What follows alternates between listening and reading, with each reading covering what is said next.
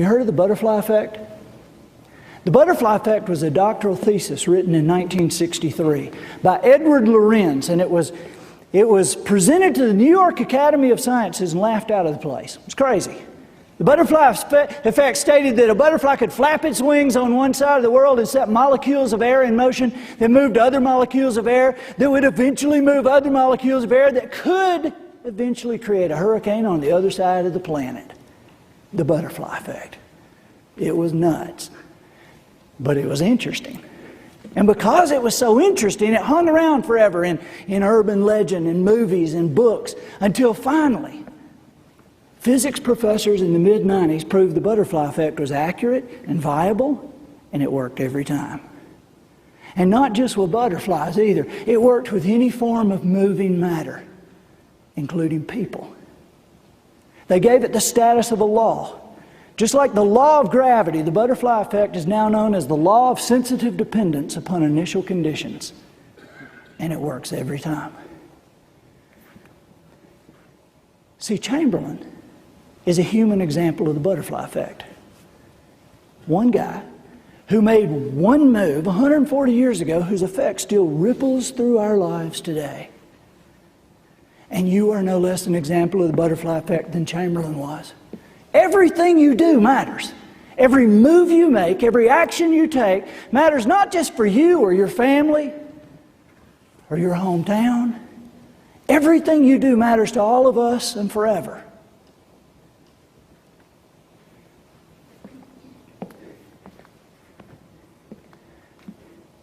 I was in a hotel room a couple of years ago.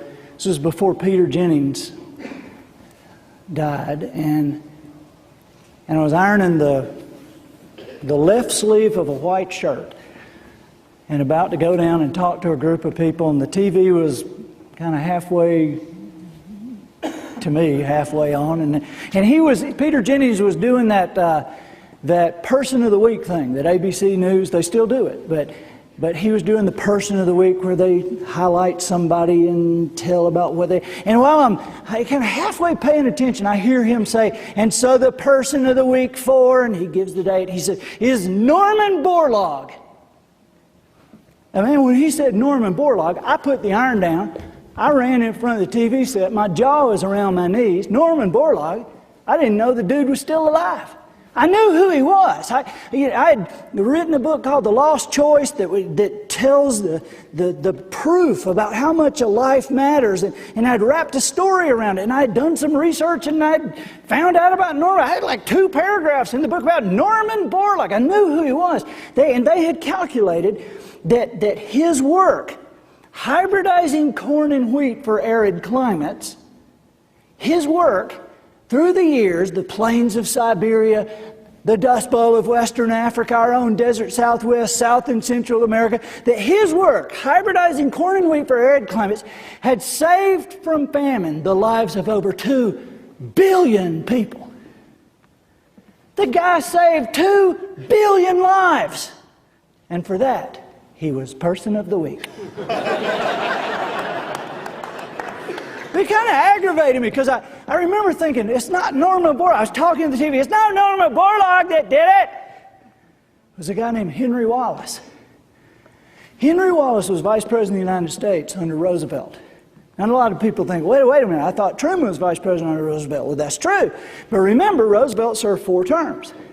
He had 3 different vice presidents. And the middle one was the former Secretary of Agriculture, a man named Henry Wallace, who, while he was Vice President of the United States, used the power of that office to create a station in Mexico whose sole purpose was to hybridize corn and wheat for arid climates. And he hired a young man named Norman Borlaug to run it.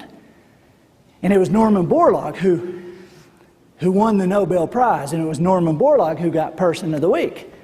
But when you think about it, it was Henry Wallace who saved the 2 billion people, wasn't it? Really?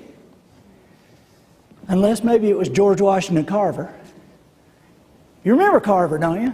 The peanut stuff? Here's one thing people don't know about Carver, is when he was 19 years old and a student at Iowa State University, he had a dairy sciences professor who on Saturday and Sunday afternoons would allow his 6-year-old little boy to go on botanical expeditions with this brilliant student. And it was George Washington Carver that took this little 6-year-old boy and pointed his life in a direction. It was George Washington Carver that took this 6-year-old Henry Wallace and put a vision in his life about plants and what they could do for humanity. It's amazing to think about it. Isn't it? George Washington Carver flapping those butterfly wings with the peanut stuff. 266 things he developed from the peanut that we still use today. He flapped his butterfly wings with the sweet potato. 88 things he developed from the sweet potato that we still use today. And while nobody was even looking, he just flapped his butterfly wings a couple of times with a little 6-year-old boy and just happened to save the lives of 2 billion people and counting. So when you think about it, maybe it was Carver that should have been Person of the Week. Unless it would have been the farmer from Diamond, Missouri.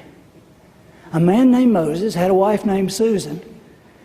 They lived in a slave state, but they didn't believe in slavery. Well, this was a problem for these psychopaths like Quantrill's raiders who came through farms and villages at night, destroying and killing. And one January night, Quantrill's raiders came through Moses and Susan's farm, and they burned the barn, and they shot several people, and they drug off a lady named Mary Washington who refused to let go of her infant baby, George. Now, Mary Washington was Susan's best friend. And because of that relationship, Moses sent word out immediately, and a messenger here and a message here, trying to create a meeting with Quantrill's raiders, and 2 days later he had it.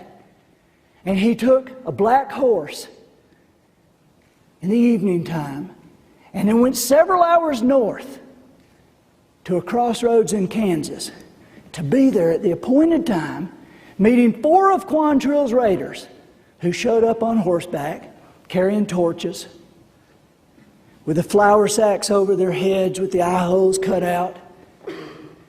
And there Moses traded the last horse he had left on his farm for what they threw him in a burlap bag. And as he caught it and they thundered off, he went to the ground, and there in that cold darkness with that white breath billowing out, he pulled out of that burlap sack a cold, naked, almost dead infant baby boy. And he jerked open his jacket and his shirts, and he put that baby in next to his skin and covered the child up, and he walked that baby out, talking to him, promising him that he would raise him as his own, telling him he would educate him to honor his mother, who they knew was already dead. And that was the night he told that baby he would give him his name.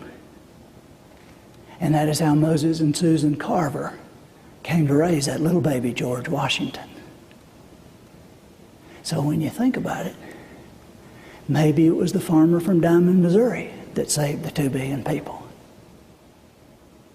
Unless. And hey, you guys know we could do this all night.